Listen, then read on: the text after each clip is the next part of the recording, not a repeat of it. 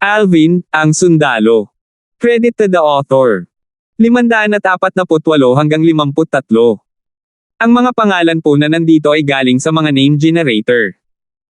Kaya kung meron man pagkakatulad sa mga pangalan ng totoong tao o lugar, ito ay tunay na hindi sinasadya. Liwayway kinabukasan. Umalis sina Alvin at Lucius sa Weapons Craftsman Guild at sumakay sa isang karwahe. Ang isa pang tao na sinusundan ng kanilang panig, ang Guildmaster ng Weapons Craftsman Guild, si Rolly. Sa karwahe, nakaupo si Alvin sa isang tabi, samantalang si Rolly at Lucius ay nakaupo sa kabilang gilid. Dahil sa presensya ni Rolly, si Lucius ay hindi nang ahas na maging casual gaya ng karaniwan niyang ginagawa. Squeak squeak, for a time, tanging sigaw ng maliit na gintong daga ang nananatili sa loob ng karwahe. Bumaba ang tingin ni Rolly sa maliit na gintong daga. Nabalitaan niya ang insidenteng naganap sa Caged Battle Arena kalahating buwan na ang nakalipas, at alam niya na isa itong demonyong hayop na kayang pumatay ng pangalawang level na Void Initiation Stage na martial artist. Master, mukhang hindi Goldfur Mouse itong demonyong hayop sa tabi mo. Tumingin si Rolly kay Alvin at magalang na nagtanong. Siyempre hindi ito Goldfur Mouse. Umiling si Alvin at ngumiti, pagkatapos ay nagsabi, nakakita ka na ba ng Goldfur Mouse na humakbang sa Void Initiation Stage? Ngumiti si Rolly na may bahagyang kahihiyan. Alvin, anong demonyong hayop ang Little Gold? Curious na tanong ni Lucius kay Alvin. Jade-eyed Heavenly Mouse. Kumikislap ang mga mata ni Alvin habang nagsasalita siya. Jade-eyed Heavenly Mouse. Bagamat binanggit ni Alvin ang pinagmula ng maliit na gintong daga, halatang hindi ito narinig ni Rolly at Lucius.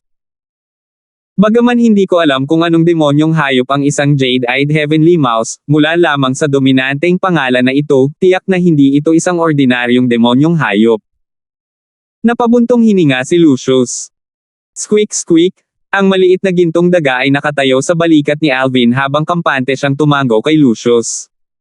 Parang sinasabi niya, at least insightful ka. Hindi nagtagal ay huminto na ang karwahe, dahil nakarating na sila sa Imperial Palace.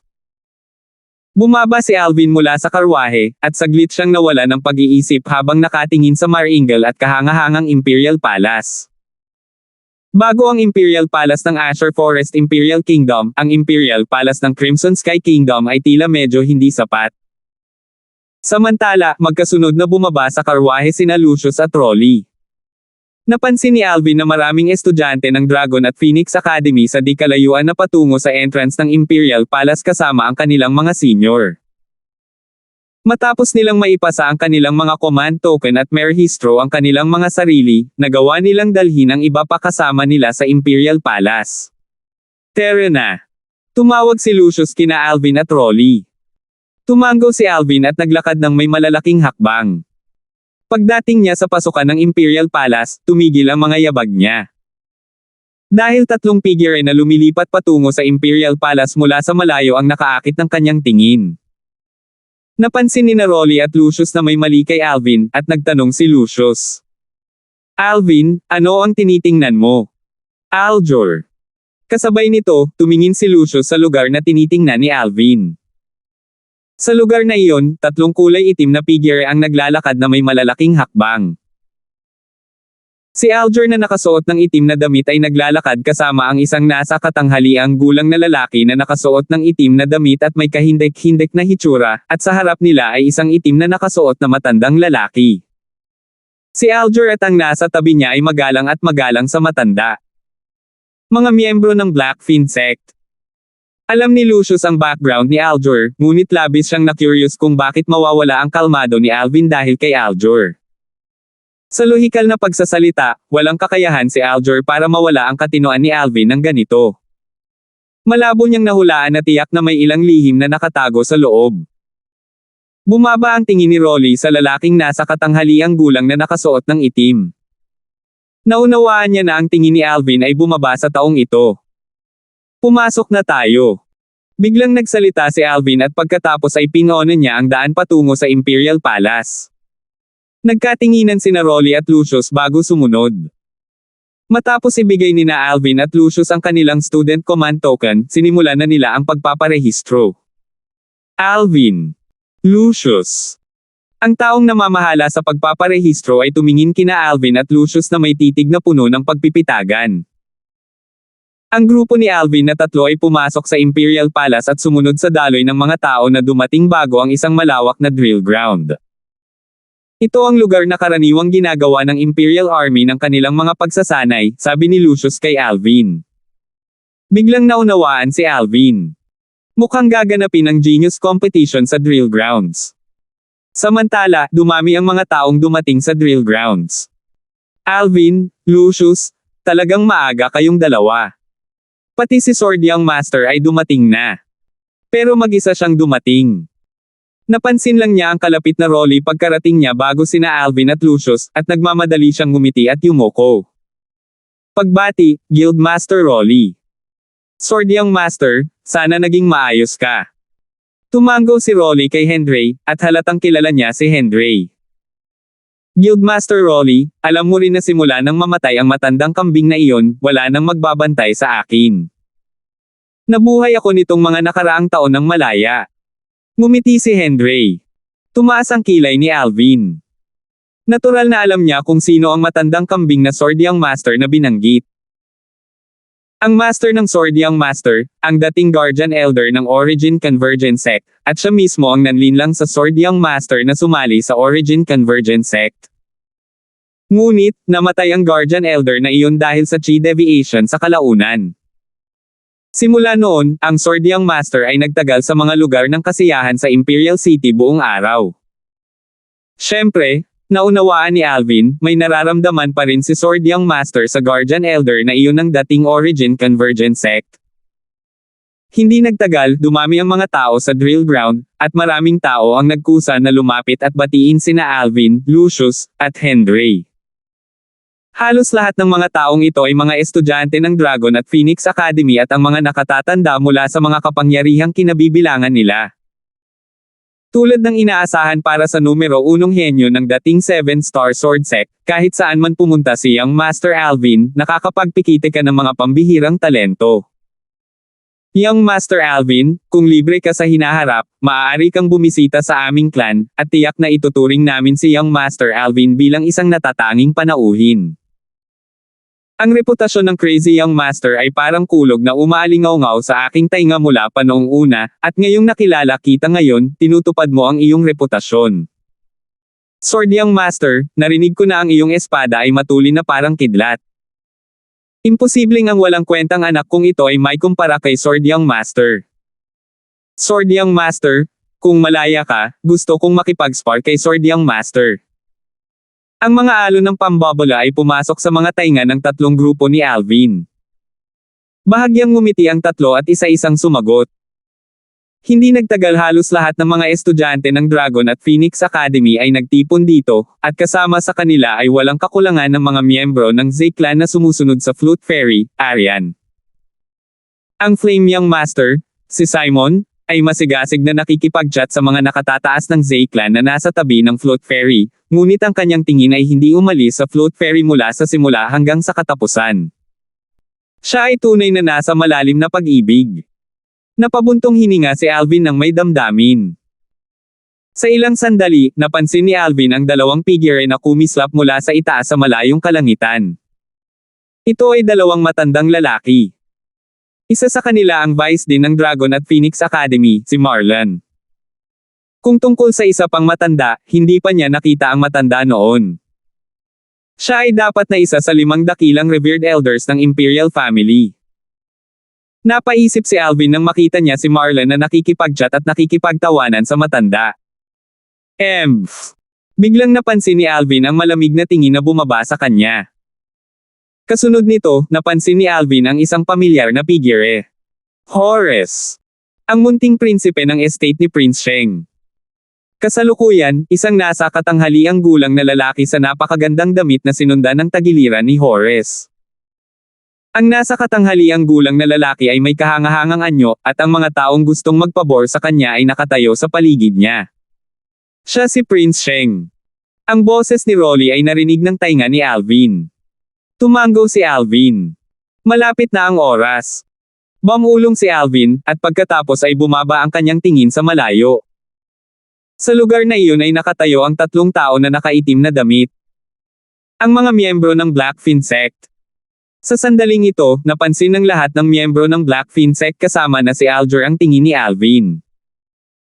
Lumubog ang mukha ni Alger, at sinabi niya ang ilang salita sa matandang lalaki at nasa gitnang may edad na lalaki sa kanyang tabi. Ang mga salitang ito ay naging sanhi ng pagtataka nilang dalawa. Ngumuso si Alvin sa mahinang boses, at ang lamig ay lumitaw sa kanyang mga mata. Pagkatapos ay dinala niya ang maliit na gintong daga habang naglalakad siya sa malalaking hakbang. Nagulat si Alger sa mga kilos ni Alvin. Ano ang gustong gawin ni Alvin? Tanong ni Alger sa sarili. Bagamat wala siyang ibang hinihiling kundi ang ganap na ibalik ang lahat ng kahihiyan na ibinigay sa kanya ni Alvin noong araw na iyon, dahil sa paglaki ng agwat sa pagitan niya at ni Alvin, naging dahilan ito para halos isuko niya ang pag-iisip na ito. Alam niya na siya ay lubos na hindi kapantay ni Alvin.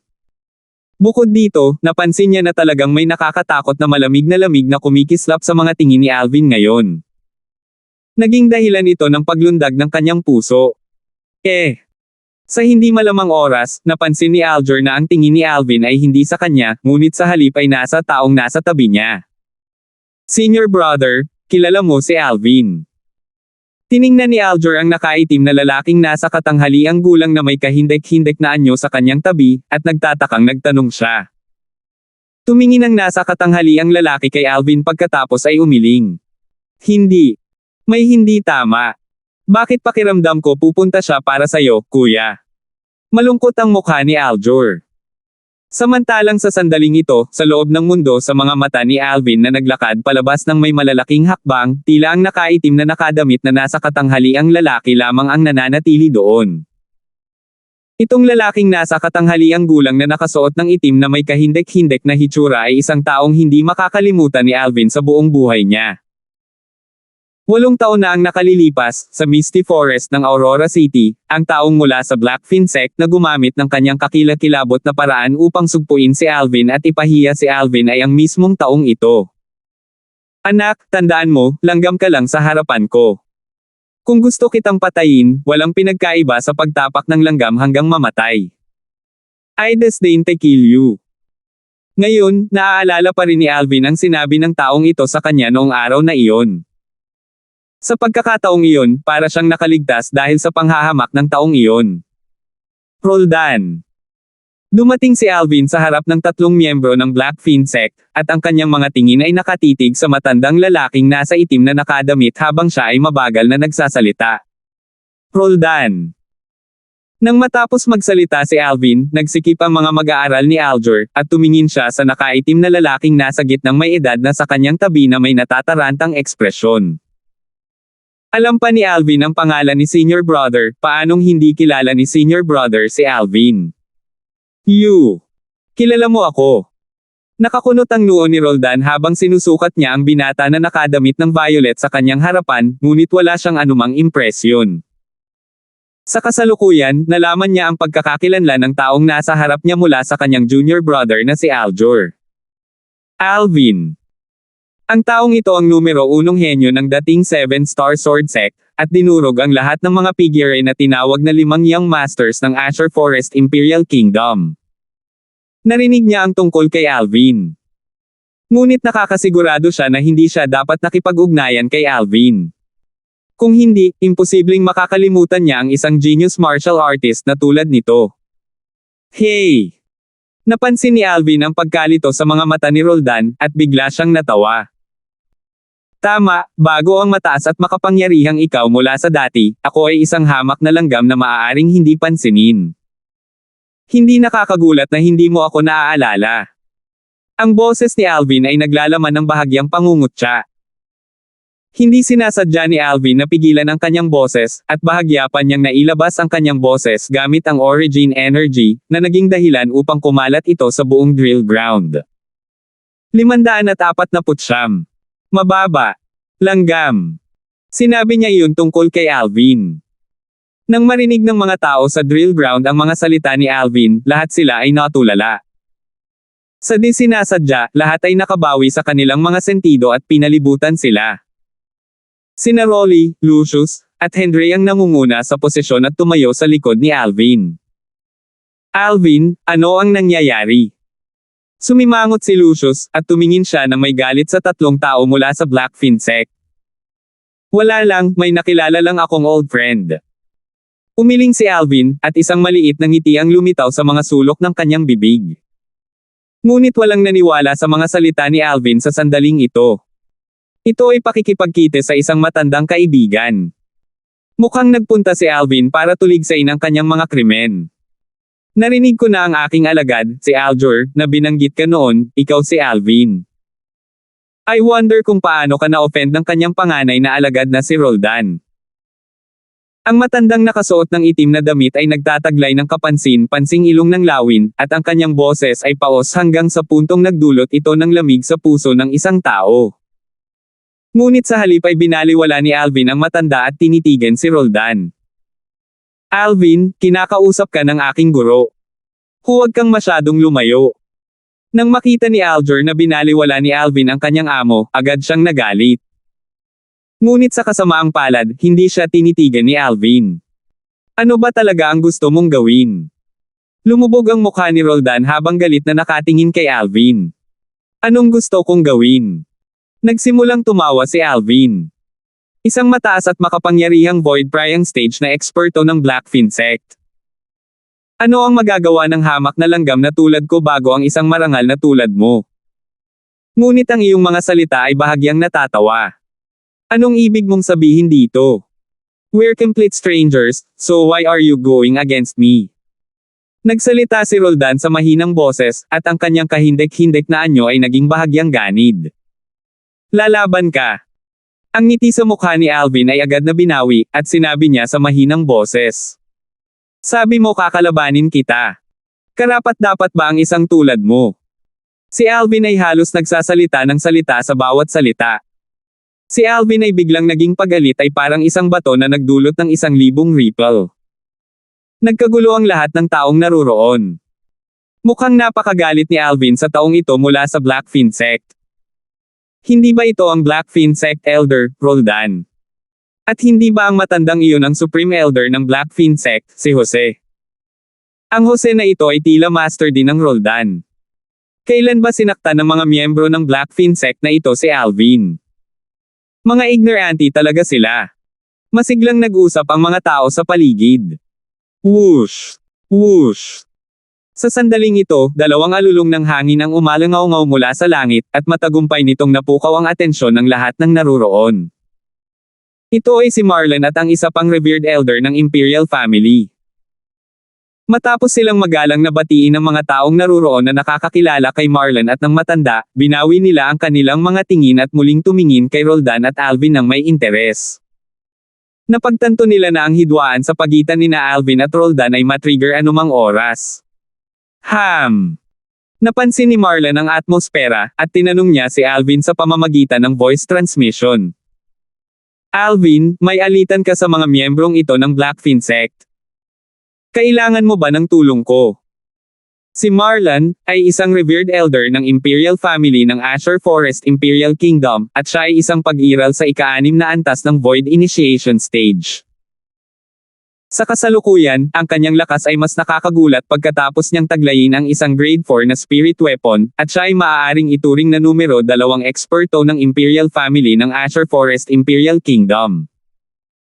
Ang numero 1 eksperto ay ang eksperto sa ika-7 antas ng Void Initiation Stage na bihirang magpakita ng kanyang sarili. Ang ekspertong iyon ay tinawag ding numero 1 eksperto sa Azure Forest Imperial Kingdom. Kung hindi dahil sa Imperial family na nahaharap sa isang sakuna, o marahil isang nangungunang eksperto ang dumating sa Azure Forest Imperial Kingdom, kung hindi, ang taong iyon ay hindi nagpakita ng kanyang sarili sa loob ng maraming taon. Karaniwan, ang Imperial family ng Azure Forest Imperial Kingdom ay pinamamahalaan ng kasalukuyang Emperor at ng 5 dakilang revered elders. Si Marlon ay isa sa 5 revered elder na ito. Maliit na bagay lang, at hindi ko guguluhin si Vice Dean Colton para dito.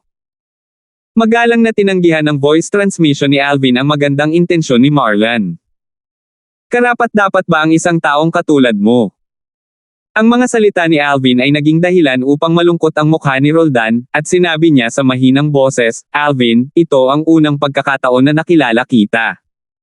Bakit ka napakaswerte? Sa unang pagkakataon." Dahil sa mga salita ni Roldan, hindi napigilan ni Alvin ang pag-ungol sa pagtawa. Natawa siya to the point na natigilan ang mga manunood sa paligid. Nabaliw na ba itong si Alvin? Maraming tao ang nag-isip sa kanilang sarili. Sa wakas, pinigilan ni Alvin ang kanyang pagtawa at ang malamig na mga ilaw ay kumikislap sa kanyang mga mata habang nagsasalita siya sa bawat salita. Mataas at makapangyarihang void prying stage na eksperto ng Black Fiend Sect, naaalala mo ba 8 taon na ang nakalipas, sa isang kagubatan na nababalot ng ambon sa buong taon sa timog ng Crimson Sky Kingdom. Crimson Sky Kingdom. Sumimangot si Roldan habang inaalala ang nakaraan. Sa huli, naalala niya ito. 8 taon na ang nakalilipas, pumunta nga siya sa Crimson Sky Kingdom. Sa oras na iyon, natanggap niya ang utos ng sect leader na habulin at patayin ang survivor ng Boundless Sect at kunin ang susi para mabuksan ang Sword Monarch's treasure. Ngunit sa kasamaang palad, nabigo siya sa misyon na iyon. Isang kagubatan na nababalot ng ambon sa buong taon. Binalika ni Roldan ang nakaraan, at sa ilang sandali, hindi na niya ito maalala. Samantala, nagpatuloy si Alvin. Naaalala mo ba ang pares ng kabataan at batang babae na nakatagpo mo sa gubat na iyon? Natatandaan mo ba kung anong klaseng titig ang ginawa mong walang galang sa dalagang iyon? Naaalala mo ba kung paano mo ginamit ang origin energy sa void prying stage para paikliin ang boses mo at saktan at ipahiya ang kabataang iyon? Nagsalita si Alvin ng 3 pangungusap ng sunod-sunod. Kung nakalimutan mo na ang lahat ng ito. Tapos naaalala mo pa ba ang sinabi mo sa kabataang iyon? Tinitigan ni Alvin si Roldan, at ang kanyang tingin ay biglang naging mabangis. "Anak, tandaan mo, langgam ka sa harapan ko. Kung gusto kitang patayin, walang pinagkaiba sa pagtapak ng langgam hanggang mamatay. I disdain to kill you." Nagsalita si Alvin ng salita por salita at dahan-daang binigkas ang mga salitang sinabi sa kanya ni Roldan noong mga nakaraang taon. Whoosh! Muling nagkagulo ang mga manunood sa paligid. Ngayon, maaari silang ituring na naunawaan kung ano ang eksaktong nangyayari. Kaya lumabas na ang Roldan ng Black Fiend Sect na ito ay nagpahiya kay Alvin 8 taon na ang nakararaan. Bukod dito, tinawag niyang langgam si Alvin at walang pagpipigil na year-okan ang pagmamataas ni Alvin. Sa mundong ito kung saan iginagalang ang mga malalakas. Sa isang tiyak na lawak, ang pagmamataas ay mas mahalaga kaysa sa buhay ng isang tao. Kung ang isang tao ay walang pagmamataas, kung gayon ang taong iyon ay parang patay na. Ngayon, naiintindihan na nila ang damdamin ni Alvin. 8 taon. Iyon ay isang kahihiyan na pumikit sa puso ni Alvin sa loob ng 8 taon. Ilang 8 taon kaya ang isang tao sa kanyang buhay? Maaari nilang isipin na sa loob ng 8 taon na ito, si Alvin ay tiyak na mahihiya at magagalit sa tuwing may isip niya ito. Nakakalungkot talaga itong si Roldan. Ang binhi ng sakuna na itinanim niya 8 taon na ang nakakaraan ay nakaganti sa kanya ngayon. Tulad ng kasabihan, ang buhay ay puno ng ups and downs, huwag ay bully ang kabataan dahil sa pagiging mahina. Ang kabataan mula 8 taon na ang nakakaraan ay lumaki na ngayon, at nagagamit niya ang kanyang lakas upang pabulaanan ang kahihiyang ibinigay sa kanya ni Roldan noong mga nakaraang taon. Ang Roldan na ito ay malamang na hindi pinangarap na ang kabataang tinitingnan niya bilang isang langgam at kahit na hinamak na pumatay sa lahat ng mga taon na ang nakalipas ay maaaring lumaki ng ganoon kalaki ngayon. Ang nakapaligid na pulutong ng mga manunood ay nagpakawala ng emosyonal na buntong hininga, at nadama nilang lahat na napakaswerte ni Roldan. Ngunit hindi lahat ay nakayanan ang swerteng ito. Ikaw. Nanginginig si Roldan nang ipaalala siya ni Alvin sa ganitong paraan, nagsikip ang kanyang mga mag-aaral nang mag-react siya, at para siyang nakakita ng multo. Ikaw ba yung kabataang nakadamit ng violet mula sa mga nakaraang taon? Hindi sinagot ni Alvin si Roldan, unti-unting nanlamig ang kanyang tingin habang kumikislap sa loob ang hangarin ng pagpatay. Ang kahihiyan na ibinigay sa kanya ni Roldan noong mga nakaraang taon ay isa sa mga pinagmumula ng motibasyon na nag-udyok sa kanya na maglinang ng masakit sa lahat ng mga taon na ito. Mapait siyang nagtanim ng ganoon dahil naisip niyang hanapin si Roldan at alisin ang kahihiyan mula noon. Ngayon, sa wakas ay nagkaroon na siya ng lakas para gawin ito. Alam ni Roldan na ito ay si Alvin na tahimik na umamin nito, at ang lamig ay hindi maiwasang lumabas sa kanyang puso. Ang paalalahanan ng hakbang-hakbang ni Alvin ay nagbigay daan sa kanya na napakadaling maalala ang eksena noong mga nakaraang taon. Sa oras na iyon, hinabol niya at ng isa pang elder ng Blackfin sect ang young sect leader ng Boundless sect papunta sa kagubatan na pinipilahan ng Ambon. Sa kagubatan, nakatagpo siya ng isang napakagandang dalaga at isang mapagmataas at matigas na kabataan. Sa oras na iyon, ilang dagdag na sulyap pa lang siya sa binata nang tumayo ang binata at hamarang sa harap ng dalaga, at hinaranggan pa niya ang kanyang tingin. Ang mga kilos ng kabataan ay ikinagalit niya.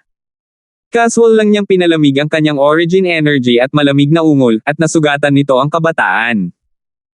Sa ganang kanya, ang isang kabataan mula sa isang malayong maliit na kaharian ay isang langgam lamang at hindi dapat banggitin.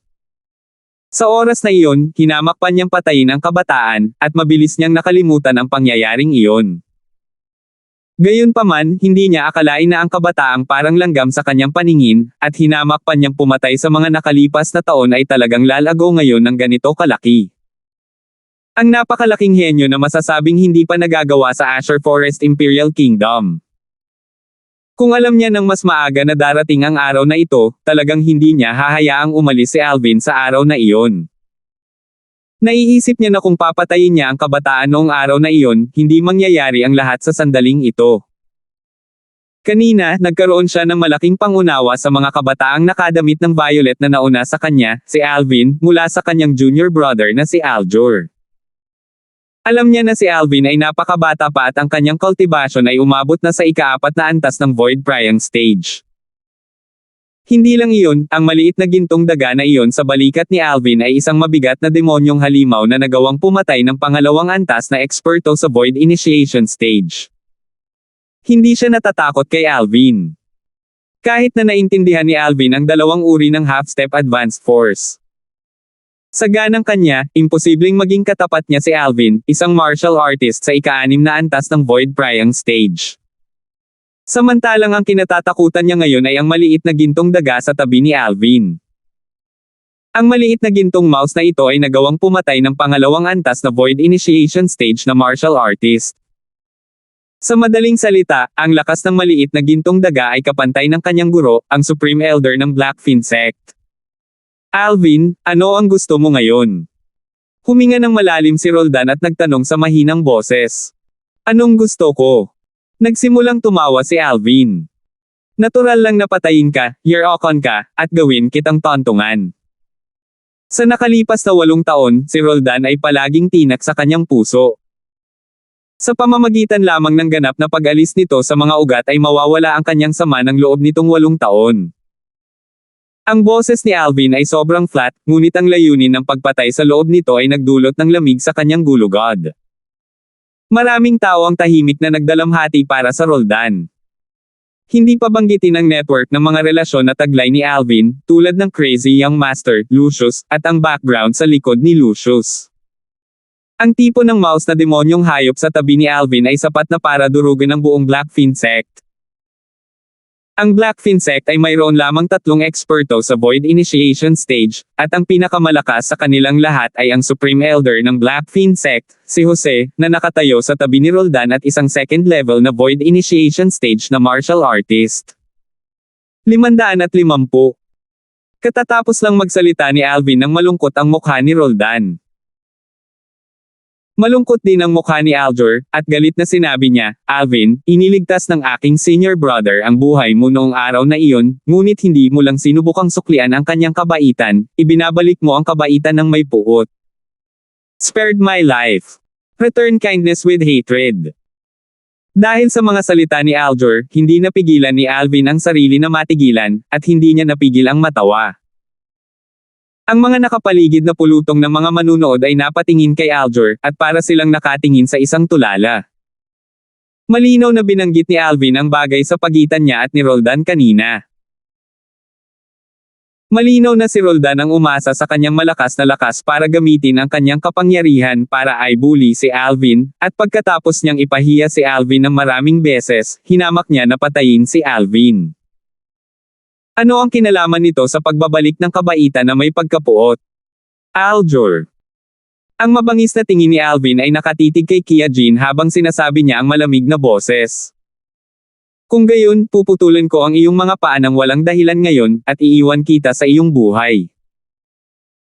Kapag nakahiga ka sa kama sa hinaharap, magpapasalamat ka rin ba sa akin, pagkatapos ay salamat sa pagpapakita ng awa ngayon at iniligtas ang iyong buhay? Nagtanong si Alvin sa bawat salita. Agad na nakaramdam ng hininga si Aljur, at namula ang kanyang mukha nang marinig niya ito, ngunit hindi niya alam kung ano ang sasabihin. Kung talagang nangyari iyon, magpapasalamat ba siya kay Alvin? Hindi. Kapuputin lang niya si Alvin hanggang buto. Nang makita niyang tumahimik si Aljur, ang tingin ni Alvin na nababalot ng layuning pumatay ay muling bumaba kay Roldan, at napuno ito ng kasamaan. Alvin. Sa wakas, nagsalita ang matandang nakasuot ng itim sa tabi ni Roldan, ang Supreme Elder ng Blackfin Sect na si Jose. Ang insidente mula sa lahat ng mga taon na iyon ay dahil sa minahan ko bilang isang guro. Inaasahan kong maaari mo akong bigyan ng mukha at malaya ang aking kabutihan para sa walang alagad. Dahil sa takot sa network ng mga relasyon na taglay ni Alvin, at dahil sa takot sa nakakatakot na lakas ng maliit na gintong daga sa panig ni Alvin, inamin ni Jose ang kanyang mga pagkakamali. Nang malaman ng lahat kung ibibigay ni Alvin ang mukha ni Jose. Bigyan ka ng mukha. Pinalaki ni Alvin si Jose, at sa ilalim ng mga titig ng pag-asa mula sa nakapalibot na pulutong ng mga manunood, dahan-dahan niyang sinabi, kilala ba kita? Bakit kita bibigyan ng mukha? Sino ka sa tingin mo? Ang mga salita ni Alvin ay naging sanhi ng pagkagulat sa mga nakapaligid na manunood. Masyadong mabisyo ang mga salitang ito, tama ba? Ikaw. Ikaw. Samantalang si Jose ay sa halip ay namumula ang kanyang mukha, at ang kanyang mga mata ay halos dumilat sa kanyang mga socket habang ang kanyang katawan ay nanginginig. Bilang Supreme Elder ng Blackfin Sect, isang pag-iral sa ikalawang antas ng Void Initiation Stage. Kailan pa siya napahiya ng ganito? Alvin, nangangahas kang hiyain ang aking guro. Pagkatapos ng lahat, si Aljur ay isang mapusok na binata, at ang kanyang anyo ay kumikislap upang sumugod kay Alvin. FK off. Ngunit, hindi pa siya nakakalapit kay Alvin nang sinipa siya ni Lucius at bumagsak sa lupa. Naglakas loob ka bang hawakan ang alagad ko? Malungkot ang mukha ni Jose, at ang kanyang mabangis na mga mata na nakatutok kay Lucius ay natatakpan ng layuning pumatay. Ang kahangahangang paraan ng isang eksperto sa Void Initiation Stage ay lumabas upang idiin ang katawan ni Lucius, na naging dahilan upang malungkot ang mukha ni Lucius. Sa sandaling ito, hanggat kilala nila si Lucius, ang mga nakapaligid na manunood ay tumingin kay Jose na parang tumitingin sila sa isang tulala. Alam nila na malapit nang magdusa si Jose. Ang crazy young master ba, si Lucius, ay isang taong maaari niyang i-bully. Sa sandaling ito, isang malamig na ungol na nakakabingi sa tainga ang biglang tumunog, at ito ay yumanig sa karamihan ng mga taong naroroon hanggang sa puntong kumulo ang kanilang vital energy at dugo. You dare touch my apo.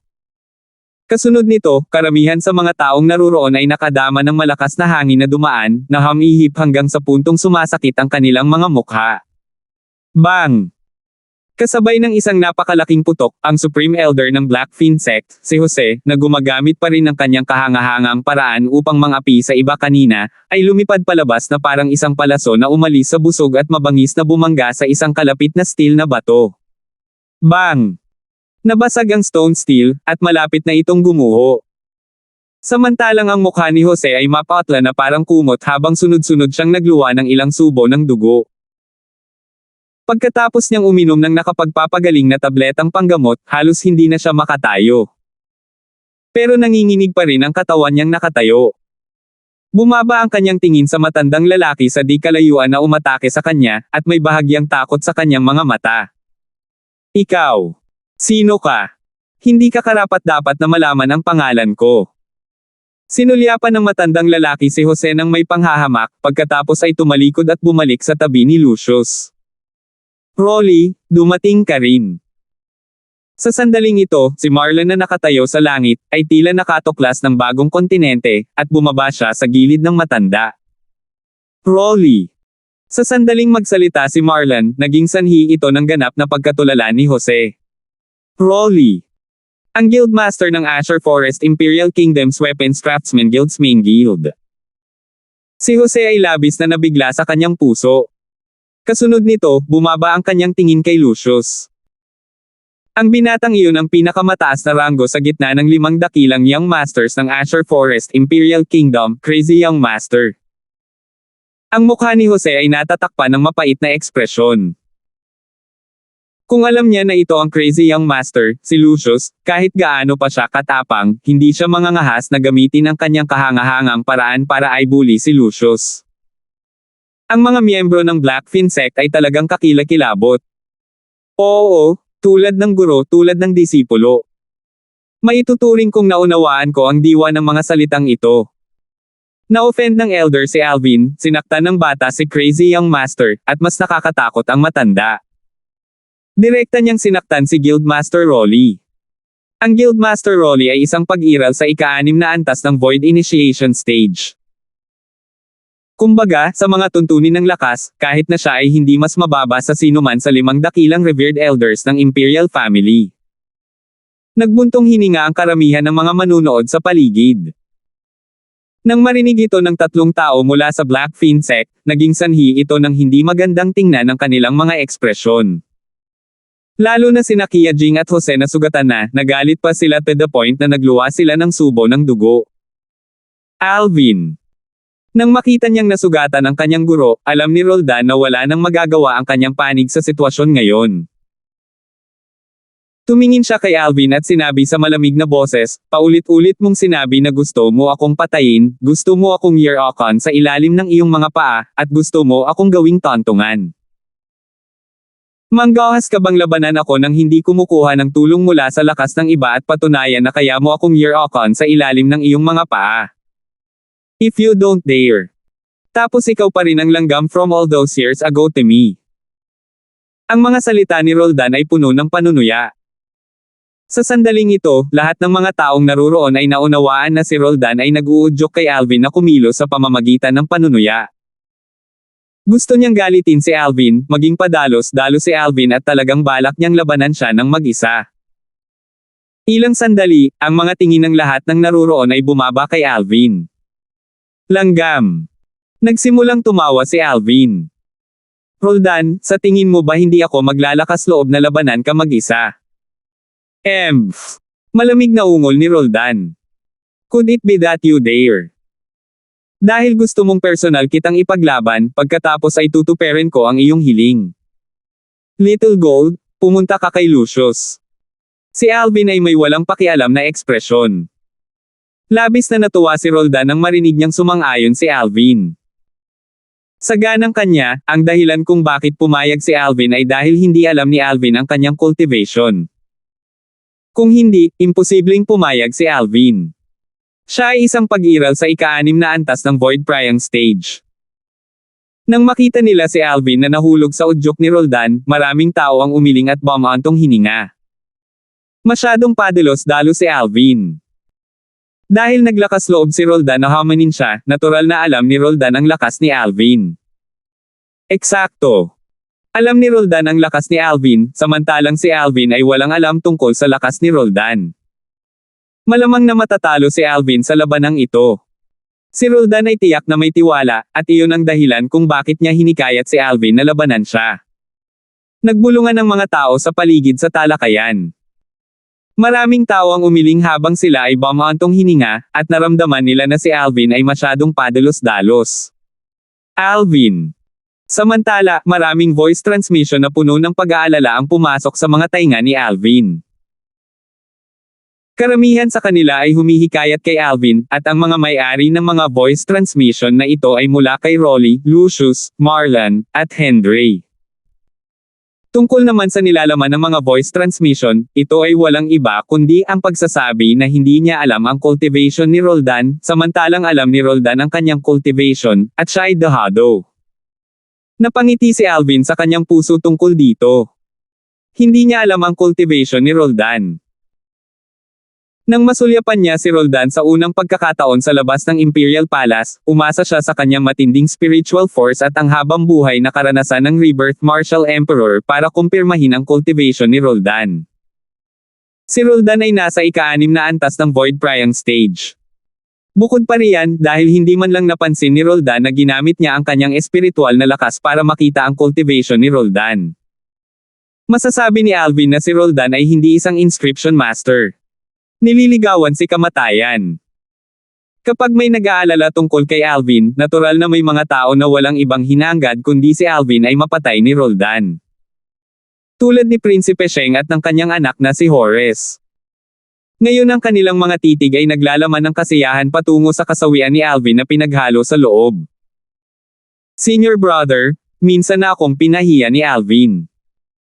Dahil nagyayabang siya hanggang sa puntong nang ahas siyang labanan ka ng mag-isa sa pagkakataong ito, kailangan mo akong ipaghiganti. Pagkatapos uminom ng hilang medicinal pill ni Aljur, dali-dali niyang sinuportahan ang kanyang master, si Jose, at kasabay nito, nagpadala siya ng voice transmission kay Roldan. Huwag kang mag-alala junior brother, tiyak na gagawin kung walang kamatayang-kamatayan si Alvin. Hindi lang ako makakapaghiganti para sa iyo, maaalis ko rin ang isang malaking kalamidad. Tiningnan ni Roldan si Alvin na may mga mata na puno ng nakakabaliw na layuning pumatay. Dahil sa likas na talento ni Alvin, nakaramdam siya ng takot. Ang mahinang kabataang iyon mula sa 8 taon na ang nakakaraan ay nagtataglay na ng isang paglilinang na humahabol sa kanya makalipas ang 8 taon. Ngayon, nakaramdam siya ng kaunting swerte. Mabuti na lang at nakatagpo niya ngayon si Alvin. Kung hindi, kung lumipas pa ang ilang taon, imposibleng maging kapareha niya si Alvin. Walang sino man ang nag-akala na ang henyong kompetisyon na ginanap ng Imperial Family ay hindi pa nagsimula, ngunit magkakaroon ng napakatalino na labanan sa drill grounds. Alvin laban sa Roldan. Ang isa ay isang walang katulad na henyo na naging tanyag sa Azure Forest Imperial Kingdom nitong mga nakaraang taon. Ang isa ay isang elder ng Blackfin sect. Hindi nagtagal, ang mga nakapaligid na grupo ng mga manunood ay umatras o umakyat sa langit, at tumingin sila mula sa malayo kina Alvin at Roldan na nakatayo sa paghaharap. Ang taong ito na si Alvin ay talagang hindi ako pinansin. Kumunat ang noo ni Lucius. Kanina, nagpadala siya ng voice transmission para hikayatin si Alvin, at ito ay direktang binaliwala ni Alvin. Sana talaga kayang talunin ng taong ito si Roldan. Naisip ni Lucius sa sarili. Squeak squeak. Ang maliit na gintong mouse ay nakatayo sa balikat ni Lucius, at ang kanyang pares ng jade green na mata ay tuwang-tuwa na tumingin kay Alvin. Kuya Alvin, patayin siya, patayin siya. Ang boses ng isang batang babae na parang demonyo ay narinig sa mga tainga ni Alvin. Naunawaan ni Alvin na ito ang boses ng maliit na gintong daga. Alvin. Tumingin si Roldan kay Alvin, at isang malamig na ngiti ang lumitaw sa mga sulok ng kanyang bibig. Kung mayroon ka pang panghabang buhay, tandaan mong magkaroon ka ng utak.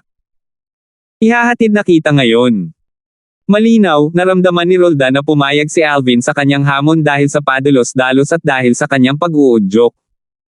Ibibigay ko sa iyo ang eksaktong parehong mga salita. Si Alvin ay may kalmadong ekspresyon habang nagsasalita siya ng walang pakialam. 551. Bullsh asterisk T. Sinulyapan ni Roldan si Alvin ng may panghahamak, at pagkatapos ay nginisyon niya ito.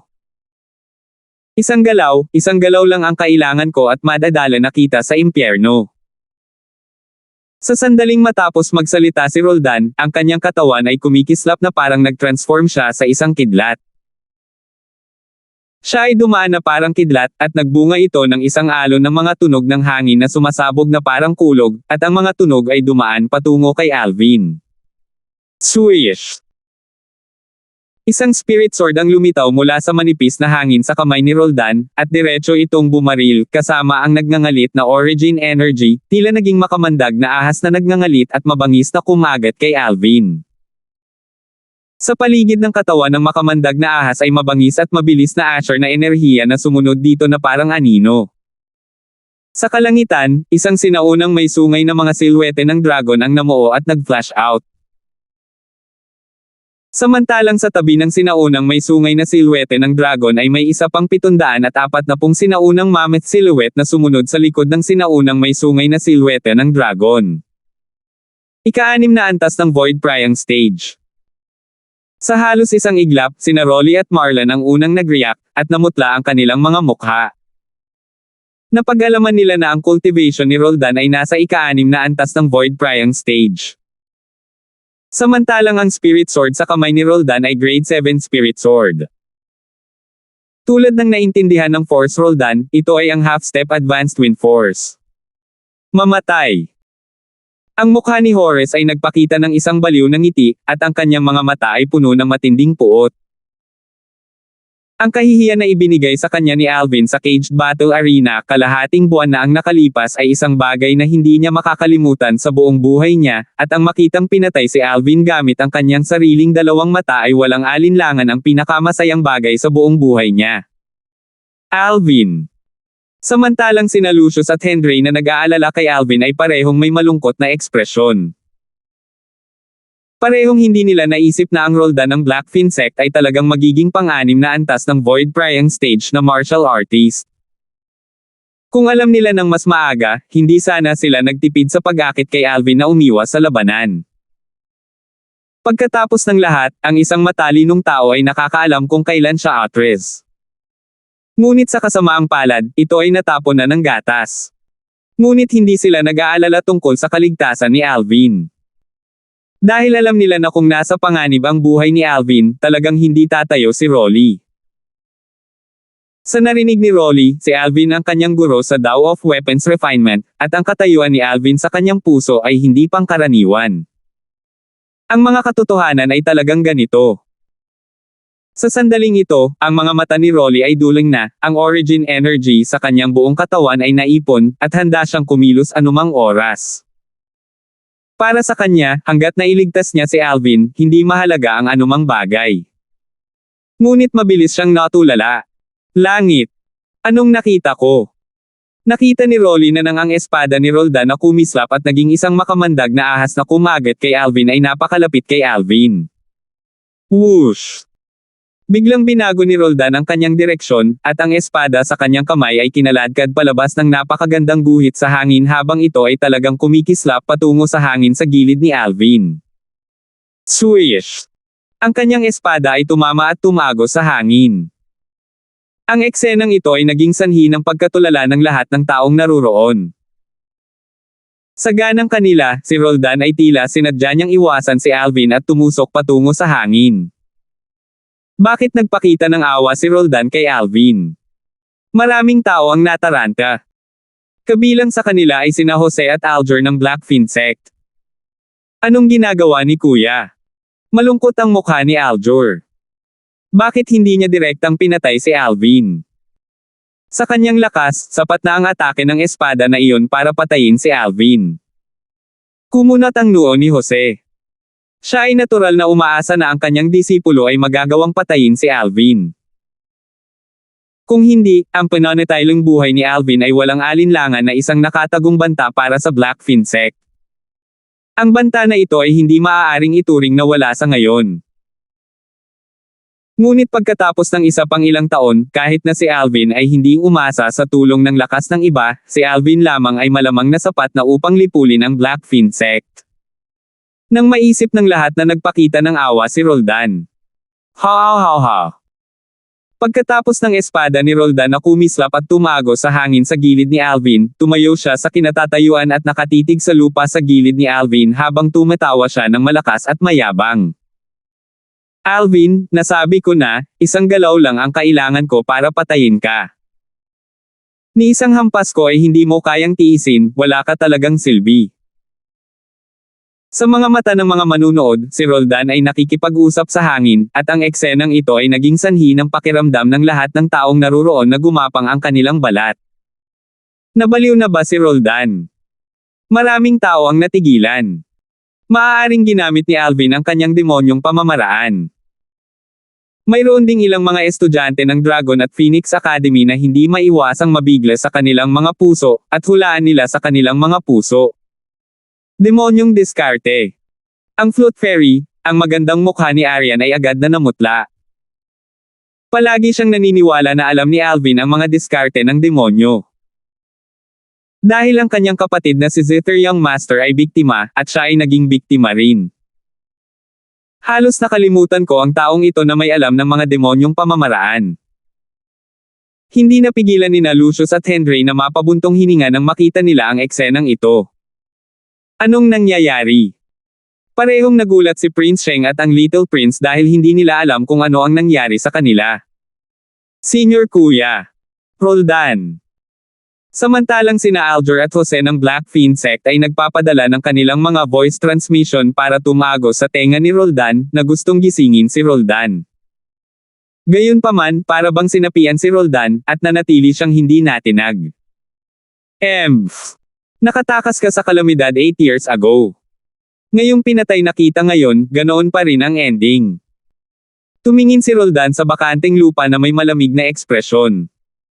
Dahil sa eksenang ito, hindi makapagsalita ang karamihan sa mga naruroon. Nawala ba si Roldan? Maraming tao ang may kakaibang tingin. Sa kasalukuyan, sa mga taong naruroon, marahil ay si Alvin lamang ang nakakaalam kung ano ang nangyayari. Maaga nang inatake siya ni Roldan, matagumpay niyang naisagawa ang kanyang soul skill, Thousand Illusion, sa pamamagitan ng soul brand sa kaibuturan ng kanyang kaluluwa. Ngayon, si Roldan ay nasa loob ng illusory space na kanyang nilikha at pinatay siya, sa illusory space. Samantalang noong si Roldan ay tinatamasa ang sarap ng pagpatay sa kanya. Whoosh! Si Alvin ay kumilos at agad na dumating sa tabi ni Roldan. Sa sandaling ito, wala man lang intensyon si Alvin na gumamit ng spirit weapon, at sa pagtaas ng kanyang kamay, itinuro niya ang lalamunan ni Roldan. Tempest Point. Ang puwersa ng punto ay lumabas mula sa dulo ng daliri ni Alvin, nagdulot ito ng isang alon ng tumatagos na mga alulong na nakakabingi sa tainga, at para bang ang kanyang puwersa sa punto ay tinulungan ng mga Diyos. Roldan.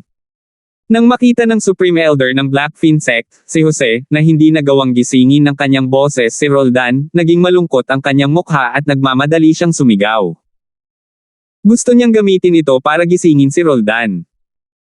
Gayunpaman, ang kasalukuyang Roldan ay nanatiling hindi natitinag. Sa ilalim ng mga titig ng hindi makapaniwala ng nakapaligid na pulutong ng mga manunood. Swish! Ang purong origin energy point force ni Alvin na naglalaman ng lakas ng 6,000 sinaunang mammoth ay madaling natusok sa lalamunan ni Roldan. Sumabog ang sariwang dugo. Isang kahindik-hindik na butas ang lumabas sa leeg ni Roldan. Kasunod nito, ang mga mata ni Roldan na orihinal na malabo ay nakabawi sa kanilang ningning sa sandaling ito. Sa sandaling ito, ang epekto ng soul skill, Thousand Illusion, na ginamit ni Alvin ay ganap na naglaho. Ikaw. Pagkaalis ni Roldan sa ilusyon na espasyo, ang unang pumasok sa kanyang mga mata ay si Alvin na nakatayo sa kanyang harapan, at ang kanyang mga pupil ay biglang nagsikip. Sa sandaling bago ang kanyang kamatayan, hindi pa rin nagawang balot ni Roldan ang kanyang ulo sa paligid nito. Paanong biglang nabuhay ang isang taong halatang namatay sa kanyang kamay? Bang! Bumagsak si Roldan sa lupa habang ang dugo ay bumulwak na parang isang haligi mula sa kanyang lalamunan, ang kanyang mga mata na naglalaman ng walang hanggang pagsisisi ay nakadilat, at siya ay ganap na wala ng anumang mga palatandaan ng buhay. Roldan. Isang pang-6 na antas na void prying stage martial artist ang napatay ni Alvin sa isang suntok. Ano man ang nangyari sa pagitan, si Roldan ay talagang namatay sa kamay ni Alvin. Nakakamatay na tahimik ang eksena. Ang eksena sa harap ng kanilang mga mata ay nagbigay sa kanila ng pakiramdam na para silang nananaginip. Roldan. Senior Kuya. Ang mga ekspresyon ng Black Finsec na sina Alger at Jose ay naging malungkot nang makita nilang pinatay si Roldan, at ang kanilang mga mata ay agad na nabahira ng madugong pulang kulay. Galit sila hanggang sa nanginginig ng husto ang kanilang mga katawan, ngunit hindi sila naglakas loob na kumilos. Ito ay dahil lamang sa alam nila na kung sila ay maglakas loob na gumawa ng isang hakbang, sila ay mamamatay ng walang pag-aalinlangan. Ang lugar na ito ay hindi ang kanilang Black Finsec. Nakatayo doon si Alvin na walang pakialam sa ekspresyon habang kalmado niyang tinitingnan ang bangkay ni Roldan. Pagkaraan ng mahabang panahon, nakahinga ng maluwag si Alvin. Ang sama ng loob dahil sa Roldan na unti-unting naipon nitong nakaraang 8 taon ay tuluyan ng naglaho. Patay na ang taong iyon na minsang niyurakan ang kanyang pride. Ganap na patay. Sa sandaling ito, para bang isang napakalaking bato na dumidiin sa kanyang puso ang kanyang binasag. Nakakamatay na tahimik ang paligid. Tahimik to the point na nakakatakot. Ang mga tingin ng lahat ay bumaba sa bangkay ni Roldan. Kahit na sina Lucius at Henry, na alam ni Alvin ang mga diskarte ng demonyo. Bagamat napuno sila ng kumpiyansa kay Alvin, nang makita nila si Roldan na talagang pinapatay ni Alvin, hindi nila maiwasang mabigla. Isa itong ika-6 na antas ng Void Prying Stage na martial artist. Isang pang-6 na antas ng Void Prying Stage na martial artist ang napatay ni Alvin sa isang kisap mata. Ang mga taong hindi nakakaalam ng mga kakayahan ni Alvin ay mas nabigla. Siyempre, mas marami ang nadama na ang swerte ni Alvin. Pagkatapos ng lahat, ang kasanayan sa kaluluwa, Thousand Illusions, ay napakahirap na maunawaan para sa kanila. Ang swerte ni Alvin, nagkataon lang na nakatagpo niya si Roldan na nawala ng malay. Oo, ang swerteng ito ay sadyang lumalaban sa langit. Nakakalungkot din si Roldan, kailangan lang niyang mawala sa isip niya sa pinakakritikal na sandali at ibigay ang kanyang buhay.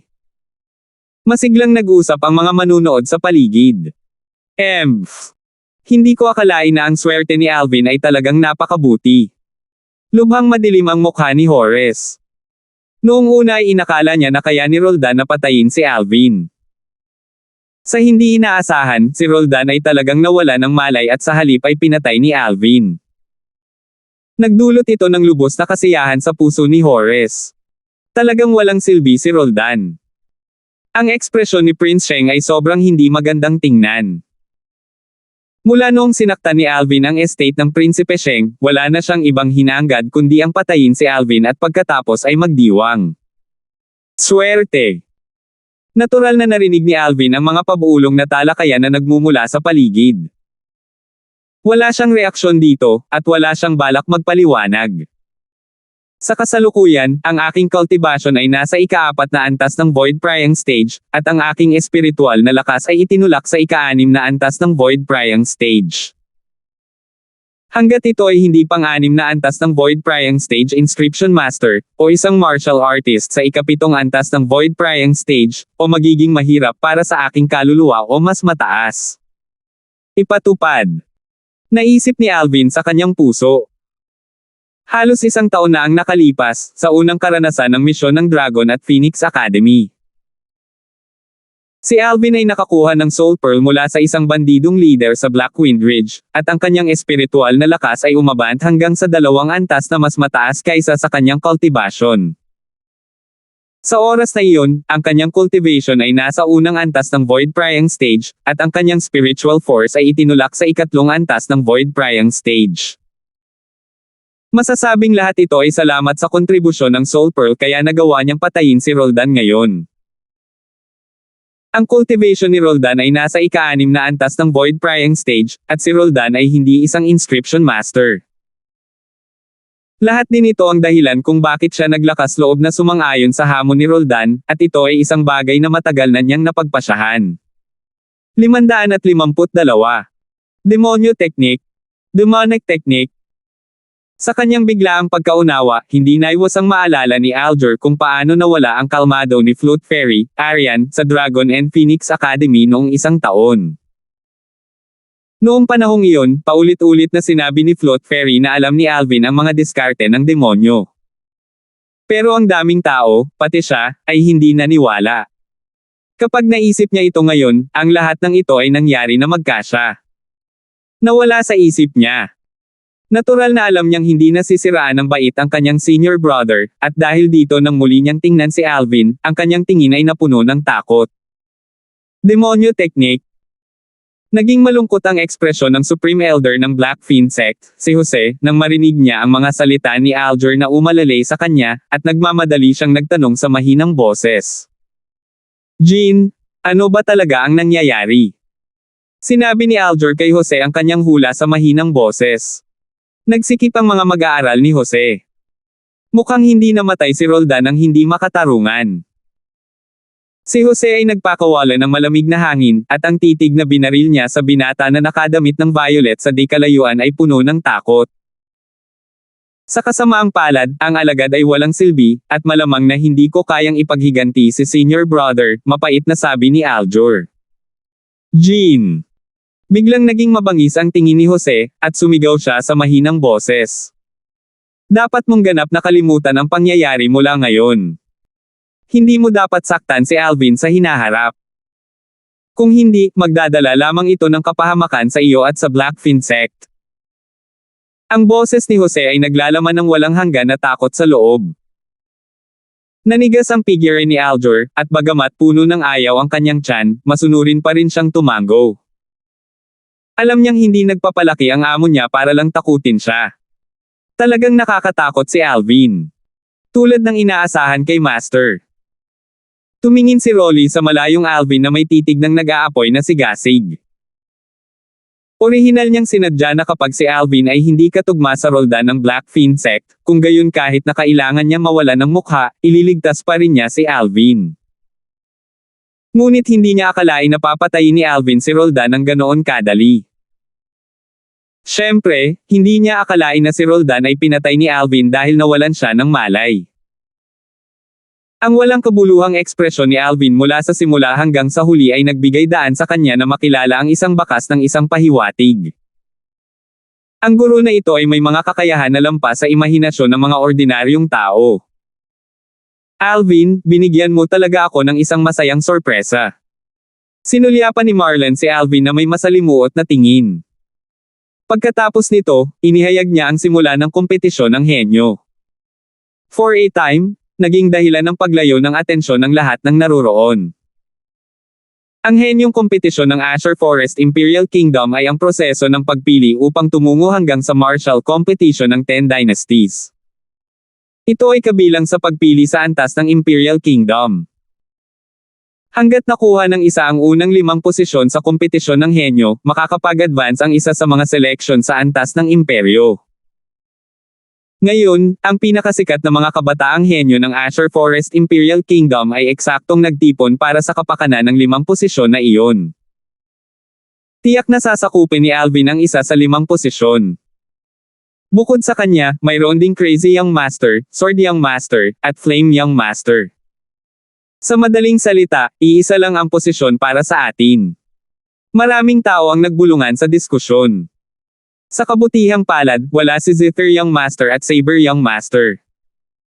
Kung hindi, malamang na wala na tayong pagkakataong makipagkompetensya para sa huling posisyon. Kahit wala si Zither Young Master at Saber Young Master, sa tingin mo ba makakalaban mo ang posisyong iyon? Huwag mong kalimutan na nandyan pa sina Aljur, JP, at Yandalf. Bukod sa 3 taong iyon, nandyan din ang Little Prince of Prince Shenji's estate, si Horace, at Flute Fairy, si Arian. Pareho silang Void Prying stage martial artists din. Mukhang hanggat ito ay isang tao na hindi pa nakapasok sa Void Prying stage, kung gayon ang tao ay halos hindi na kailangang sumali sa kompetisyon. Ganon talaga. Hindi napigil ang mapabuntong hininga ang grupo ng mga batang henyo. Di bale, kukunin na lang namin habang nanonood kami ng show. Mabilis na napukaw ng kanyang mga salita ang parehong damdamin sa karamihan ng mga taong naruroon. Jean, kailangan mong gawin ang lahat para makuha ang huling posisyon. Ang Supreme Elder ng Blackfin Sect, si Jose, ay tumingin kay Alger na nasa tabi niya at sinabing may seryosong ekspresyon, kung makukuha mo ang posisyon na ito, kung gayon bilang isa na nagrekomenda sa iyo, ang Blackfin Sect ay makakakuha ng mga reward mula sa Imperial Family. Huwag kang mag-alala Master, hanggat hindi papasok si Sword Young Master at Zephyr Young Master. Kung gayon may tiwala ako. Nagmamadaling tumango si Alger na may kumpiyansang ekspresyon. Para sa kahusayan. Ang mga batang henyo sa ibaba ng Void Prying Stage ay ituturing na automatikong maaalis. Kung may tumutol, maaaring haminin ng taong iyon ang isang martial artist na Void Prying Stage. Hanggat kayang talunin ng tao ang kanyang kalaban, maaaring magpatuloy ang tao sa mga sumusunod na pagpipilian. Isa-isang dumaan ang tingin ni Marlon sa karamihan ng mga batang henyo. Walang tumutol sa sinabi ni Marlon. Ang mga martial artists sa ibaba ng Void Prying Stage ay talagang hindi kailangang lumahok. Kahit na lumahok sila, imposibleng makuha nila ang isa sa 5 posisyon. Very good. Nang makita niyang walang tumututol, tumango si Marlon at sinabing, mga batang henyo sa Void Prying Stage, mahulog kayo. Agad-agad, naglakad pasulong ang ilang Void Prying Stage na mga kabataang henyo kabilang si Alvin. May kabuuang 9 sa kanila. Alvin, Lucius, Henry, Simon, Alger, Arian, JP, Yandolph, Horace. Tumayo si Marlon sa harap ng 9 na tao at dahan-daang nagsalita. Ngayon, gagawin ko.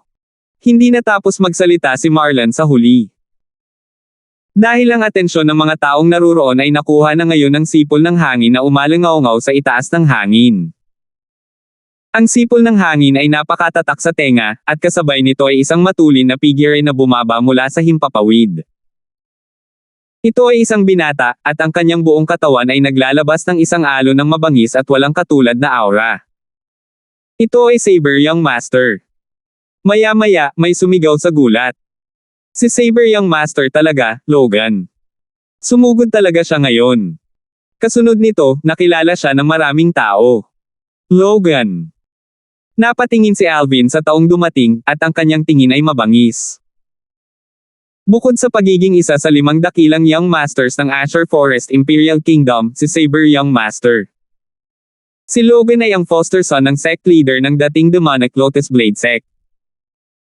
Samantalang ang Demonic Lotus Blade Sect ay isa sa mga salarin na lumipol sa 7-star Sword Sect. Bagamat wala si Logan noong nalipol ang dating 7-star Sword Sect 1, dahil sa relasyon kay Logan at sa sect leader ng dating Demonic Lotus Blade Sect, si Alvin ay walang kahit kaunting magandang impresyon sa kanya. Whoosh! Si Logan ay tumapak sa langit habang siya ay bumababa, at siya ay matatag na bumaba sa isang bakanteng espasyo sa gilid.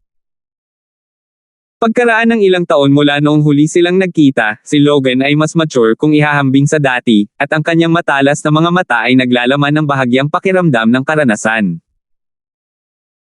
Sa lalong madaling panahon, nang ang espiritual na lakas ni Alvin ay bumalot kay Logan, ang mukha ni Alvin ay agad na naging malungkot, at para bang si Alvin ay nakakita ng isang bagay na hindi kapanipaniwala. Hindi naman ako late, diba? Tumingin si Logan kay Marlon at nagsalita ng walang pakialam. Umiling si Marlon. Saber Young Master. Samantala, ang mga tingin ni Lucius, Henry, at Simon ay bumaba kay Logan. Ngunit si Logan ay tila walang kahit kaunting interes sa 3 taong ito. Ang kanyang matalim na tingin ay bumaba kay Alvin. Alvin, natalo ako sa kamay mo noong mga nakaraang taon. Ngayon, wawasakin ko ang kahihiyang iyon. Tumingin si Alvin kay Logan at sinabi niyang walang pakialam, mukhang nakatagpo si Saber Young Master nitong mga nakaraang taon. Sumimangot si Logan at lumubog ang kanyang puso. Baka may napansin itong si Alvin. Saber Young Master. Ang ekspresyon ni Alger ay hindi magandang tingnan sa sukdulan nang makita niya si Logan. Akala niya noong una ay makukuha niya ang huling posisyon ngayon, ngunit ang pagdating ni Saber Young Master ay nagdulot sa kanya ng isang alon ng kawalan ng kapangyarihan. Huminga ng malalim si Alger at naglabas ng kumpiyansa na ningning ang kanyang mga mata. Ang Saber Young Master ay isang tao lamang na nireranggo sa dulo ng 5 dakilang Young Masters. Baka hindi siya kapareha sa akin.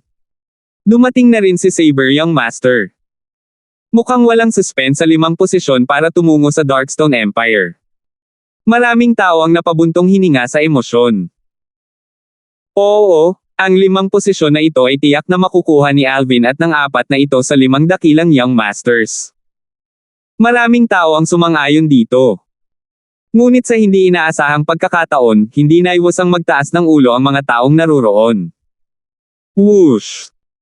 Sa itaas sa himpapawid, isa pang nakakatusok sa tainga ang umalingaw-ngaw ng hangin. Ito ay isang kulay pula na figure. Ang taong dumating ay ganap na natatakpan ng pulang damit, at siya ay tumuntong sa hangin habang siya ay bumaba.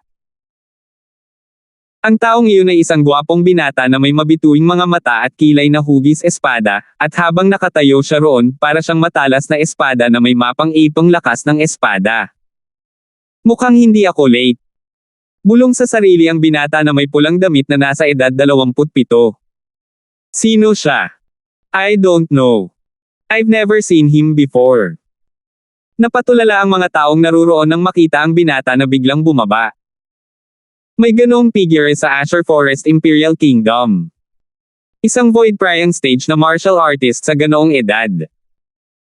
Sa mga tuntunin ng likas na talento, malamang na mas mababa lamang siya kay Alvin sa Azure Forest Imperial Kingdom. Espada. Tumingin si Henry sa binata na may pulang damit na may mga mata na naglalabas ng nakatutuwang layunin ng labanan. Naunawaan niya na ang binata na nakasuot ng pula ay isang cultivator din ng espada. Bukod dito, ang mga natamo ng binata sa Sword Force ay mahusay. Kung hindi, imposible para sa binata na magbunyag ng gayong nakakagulat na enerhiya ng espada. Samantalang naging seryoso ang mga ekspresyon ng mga eksperto ng mas lumang henerasyon na naruroon. Naunawaan nila na ang binata na nakasuot ng pula ay hindi simple.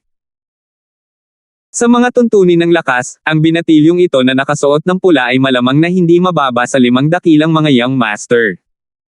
Maraming tao ang nag-isip sa kanilang sarili. Dumating na ang isa pang batang eksperto. Bumaba ang mukha ni Aljur. Samantalang ang mga ekspresyon ni Horace at ng iba pa ay hindi gaanong maganda. Pagkatapos ng lahat, si Alvin at ang 4 na tao ng 5 dakilang Young Masters ay mayroon ng buhay na mahirap lampasan sa kanila. Ngayon, dumating na ang isa pang batang eksperto na may nakakagulat na lakas. Bukod dito, sa mga tuntunin ng likas na talento at pag-unawa, tila hindi siya mababa sa 5 mahusay na mga Young Masters. Ikaw kasi. Sa sandaling ito, tumingin si Saber Young Master sa binata na nakasuot ng pulang damit, at sumimangot siya. Pinapante ka dito ni Martial Uncle Sword. Ang mga taong naruroon ay nagkagulo nang sabihin ito ni Logan. Kilala siya ni Saber Young Master. Martial Uncle Sword. Hindi kaya miyembro ito ng Azure Forest Trisect? Hindi. Wala pa akong narinig na figure sa Azure Forest Trisect na gumagamit ng pangalang Sword. Sino ba talaga siya? Karamihan sa mga taong naruroon ay hindi nakabalot sa kanilang mga ulo. Ang binata na nakasuot ng pulang damit ay tumingin kay Logan at sinabing walang pakialam, hindi ba sasama ka rin ni Martial Uncle Saber? Junior Brother Logan. Ang paraan ng pakikipag-usap ng binata na nakasuot ng pulang damit sa Sword Young Master ay naging sanhi ng pagtataka ng mga taong naruroon. Siya ang senior brother ng Saber Young Master. Ang edad niya ay halatang mas bata kay Saber Young Master ng ilang taon. Bakit siya? Maraming tao ang namangha. Sa di nagtagal, napansin ng lahat na ang tingin ng binata na nakadamit na pula ay bumaba kay Alvin. Ang orihinal na walang emosyong mukha ng binata na nakasuot ng pula ay nagpakita ng isang pambihirang ngiti habang nakatingin kay Alvin, at tila nakakita siya ng isang kaibigan. Alvin, matagal nang hindi nagkita. Napuno ng alaala ang mga mata ng binata na nakasuot ng pulang damit. 553. Yeah, long time no see.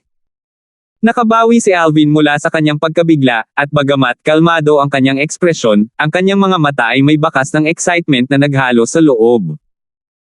Lizardo, hindi ko talaga akalain na ang lugar na muli nating pagkikita ay dito. Pagkaraan ng mahabang panahon, mahinang bumantong hininga si Alvin. Lizardo. Ang nakapulang binata na lumitaw ngayon ay walang iba kundi ang kaibigang kilala ni Alvin sa Crimson Sky Kingdom. Naalala pa ni Alvin na noong una niyang makita si Lizardo, ito ay sa campsite ng Iron Blood Army's Genius Camp. Noong panahong iyon, masasabing si Lizardo ang pinakamalakas na batang henyo pagkatapos niya. Nang maglaon, pumasok si Lizardo sa Paladin Academy na nasa Imperial City ng Crimson Sky Kingdom kasama niya, at nagkaroon sila ng malalim na pagkakaibigan. Pagkatapos noon, napilitan si Lizardo na umalis ng Grand Elder ng Sullivan Clan, at mula noon, hindi na siya narinig pang muli. Hindi akalain ni Alvin na kapag nakita niyang muli si Lizardo, makikita talaga ito sa Imperial Palace ng Azure Forest Imperial Kingdom. Bukod dito, si Lizardo ay talagang nagtataglay ng nakakagulat na paglilinang ngayon. Ito ay isang bagay na hindi inaasahan ni Alvin. Mahuhulaan ni Alvin na tiyak na nakatagpo si Lizardo ng isang magandang hindi inaasahang pagkikita nitong mga nakaraang taon. Kung hindi, imposibleng mangyari ang gayong malaking pagbabago kay Lizardo. Lizardo. Nang makita nilang si Alvin ay lubos na pamilyar sa binata na ito na may pulang damit at pareho silang may magandang relasyon, ang mga taong naruroon ay namangha. Kasabay nito, nalaman niya ang pangalan ng binata na nakasuot ng pula. Ang batang eksperto pala na ito ay tinawag na Lizardo. Lizardo. Narinig na ba ninyong lahat ang figure na ito? Hindi. Wala akong narinig tungkol sa kanya bago ngayon. Kailan lumitaw ang gayong figure sa ating Azure Forest Imperial Kingdom? Hindi lang siya kilala ni Saber Young Master, maging si Alvin ay kilala rin siya. Mukhang pamilyar sa kanya si Alvin. Nagbulungan sa mga talakayan ang nakapalibot na karamihan ng mga manunood. Whoosh! Pagkaraan, nakita ng mga taong naruroon ang kanilang pagkamanghana sa pagtataas ng kanyang kamay, isang gintong kwenta na may denominasyon na 10,000 ang lumitaw sa kamay ni Lizardo. Kasabay ng pagtataas ng kamay ni Lizardo, ang gintong kwente ay kumikislap na bumaba patungo kay Alvin. Anong ginagawa nitong Lizardo? Natigilan ang lahat ng taong naroon. Bakit binibigyan ni Lizardo si Alvin ng pera? Haha! Tumawa si Alvin nang matanggap niya ang gintong kwenta, pagkatapos ay itinago ito bago bumaantong hininga ng may damdamin. Lizardo, napakaraming taon na ang lumipas, ngunit hindi ko akalain na maaalala mo pa rin. Noong panahong iyon, bago umalis si Lizardo sa ilalim ng panggigipit ng Grand Elder ng Sullivan Clan, minsan na siyang humiram ng 1,000,000 pilak kay Alvin. Ang 1,000,000 pilak ay katumbas ng 10,000 ginto. Ngayon, tiyak na ibinabalik ni Lizardo ang kanyang inutang mula sa araw na iyon. Natatandaan ko, nakangiting sabi ni Lizardo. Tila may bahagyang pananibik sa kanyang mga mata habang sinasabi niya, Alvin, naging maayos ka ba sa lahat ng mga taon na ito? Oo. Tumango si Alvin. Ano naman sayo? Magaling na ako. Tumango rin si Lizardo bago bumaantong hininga. Akala ko ay maaari kitang makaharap sa Genius Competition sa Imperial Palace ng Azure Forest Imperial Kingdom ngayon. Gaya ng inaasahan. Ngumiti si Alvin. Ang iyong hitsura ay talagang lumampas sa aking inaasahan. Alvin, ito ba? Tumingin si Marlon kay Alvin at nagtatakang nagtanong. Ilang sandali, maraming tingin ang bumaba kay Alvin. Kahit na ang Saber Young Master, si Logan, nakasimangot siya habang nakatingin kay Alvin ngayon. Paano nakilala nitong si Alvin ang taong ito, Lizardo? Sa mga mata ni Logan, si Lizardo ay palaging labis na mayabang. Kahit na ito ay kapag nakaharap sa kanya, si Lizardo ay palaging itinuturing na hindi niya napapansin. Ngunit bago si Alvin, ang malamig na ekspresyong ito na si Lizardo ay tila ibang tao.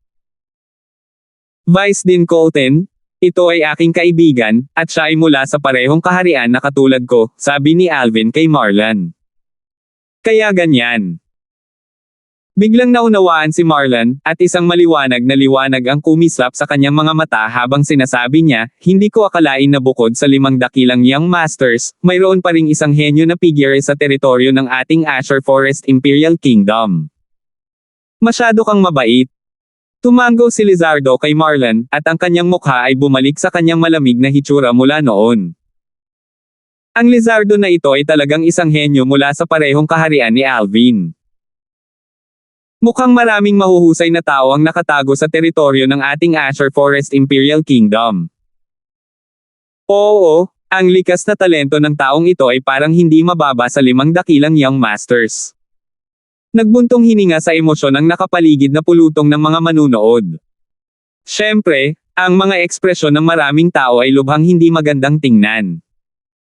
Ang mga taong ito ay si Alger at ang iba pa na nagnanais na makipagkumpetensya para sa huling posisyon.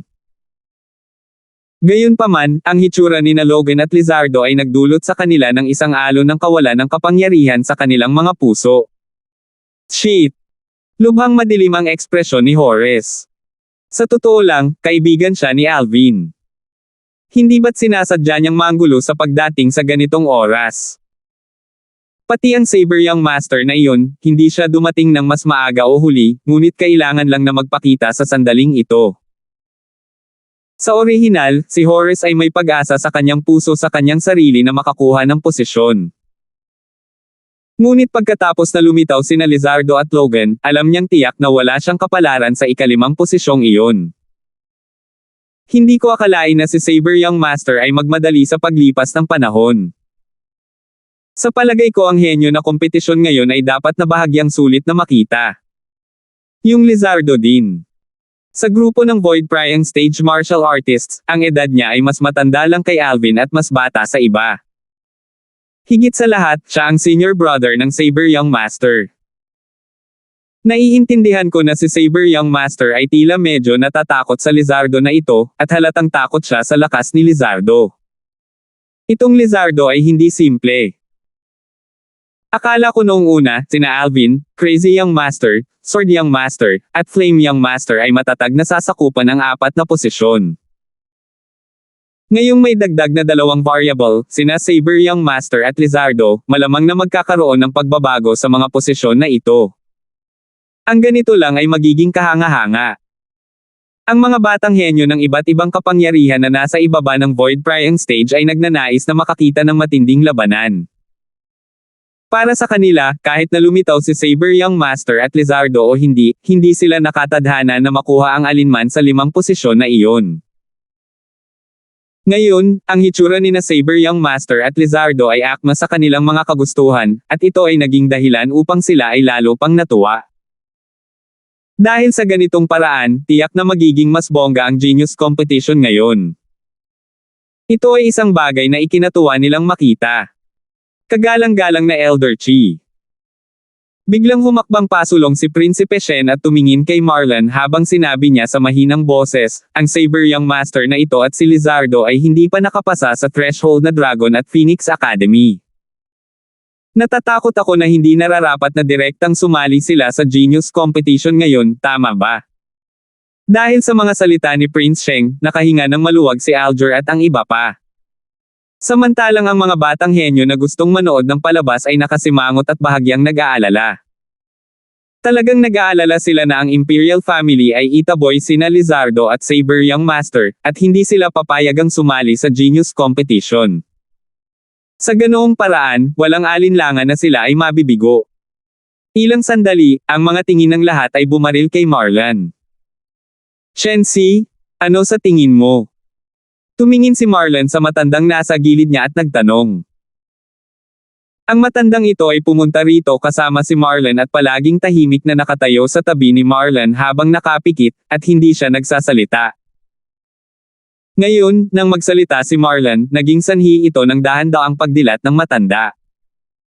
Ang matanda ay sumulyap kay Prinsipe Sheng nang walang pakialam bago sinabi. Ang Dragon at Phoenix Academy ay talagang isang format lamang. Ang kompetisyon ng henyo sa pagkakataong ito ay naglalayo na matuklasan ang mga pinakatanyag na kabataang henyo sa Azure Forest Imperial Kingdom upang lumaban sa kalsada patungo sa martial competition ng 10 Dynasties. Ito rin ang orihinal na intensyon ng kompetisyon ng henyo. Hanggat silang dalawa ay may kakayahang sakupin ang 5 posisyon na iyon, kung gayon ay ipinapalagay ko na kahit ang kanyang kamahalan na emperador ay walang sasabihin tungkol dito. Ang mga salita ng matanda ay nabigkas ng makatwiran at naging sanhi ako ng karamihan sa mga taong naruroon upang mapasinghap sa paghanga. Kumunat ang noo ni Prince Sheng.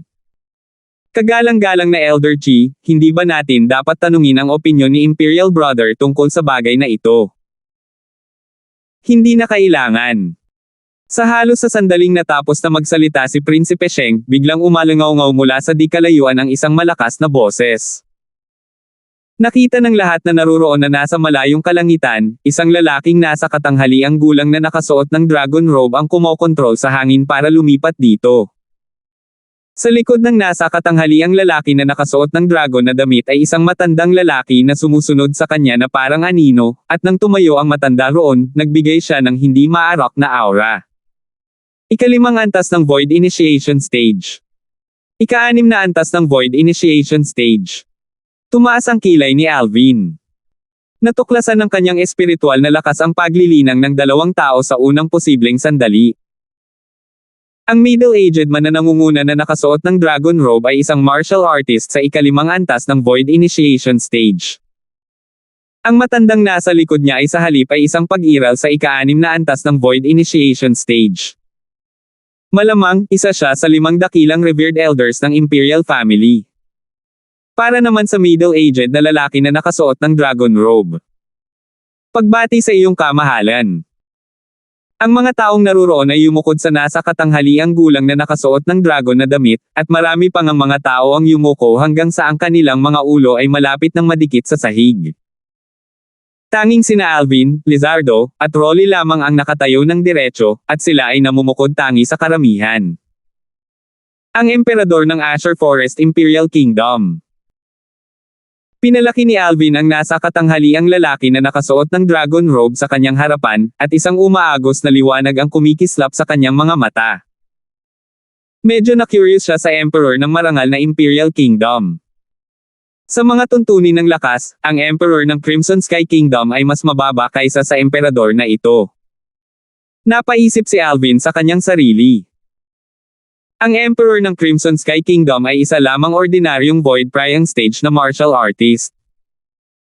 Samantalang ang Emperor ng Azure Forest Imperial Kingdom ay sa halip ay isang mabigat na pag-iral sa ikalimang antas ng Void Initiation Stage.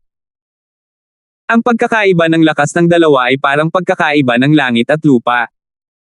Mapangahas. Sa sandaling ito, isang boses na parang kulog ang narinig sa tainga ni Alvin. Si Prinsipe Sheng yun ang galit na tumitig kina Alvin at Lizardo habang malamig niyang sinabi, "Alvin, Lizardo, bakit hindi kayo muyuko sa pagbati kapag nakikita mo ang emperador? Sa tingin ba ninyong dalawa ay walang kwalifikasyon ang emperador para yumuko kayong dalawa bilang pagbati?" Hindi na kailangang sabihin, ang pagharap ni Prince Sheng ng ganoong akusasyon kay Alvin at kay Lizardo ay talagang walang awa. Sumimangot si Alvin, pagkatapos ay sinabing walang pakialam, Prinsipe Sheng, walang sinabi ang kanyang kamahalan, umiiyak ka pa rin at sumisigaw dito. Hindi mo ba bahagyang nirerespeto ang kanyang kamahalan? Ikaw. Lumubog ang mukha ni Prinsipe Sheng habang galit na sumisigaw. Alvin, huwag mong ibahin ang usapan. Pag-iiba ko ng usapan. Nagsimulang tumawa si Alvin at ipagpapatuloy na sana siyang pabulaanan. Sa sandaling ito, ang kalapit na Rolly ay nagsalita. Prince Sheng? Sa tingin ko ay tama si kapatid na Alvin, ang kanyang kamahalan na emperador ay walang sinabi, bakit ka nababalisa? Dahil ba sa gusto mong humingi ng personal na paghihiganti sa pangalan ng emperador? Dahil inutusan siya ni Alvin, hindi tinawag ni Rolly si Alvin bilang master bago ang mga tagalabas. Ang pagsasalita ni Rolly upang protektahan si Alvin ay lampas sa inaasahan ni Prinsipe Sheng. Siya ay natatakot at may paggalang kay Rolly. Ngayon ay hindi na siya naglakas loob na magpatuloy. Guildmaster Rolly. Ang nasa katanghaliang gulang na lalaki na nakasuot ng dragon robe, ang Emperor ng Azure Forest Imperial Kingdom ay tumingin kay Rolly at bahagyang ngumiti. Long time no see, malakas pa rin ang katawan mo as always. Salamat po at sinamahan ninyo ako, ingat lagi mga master.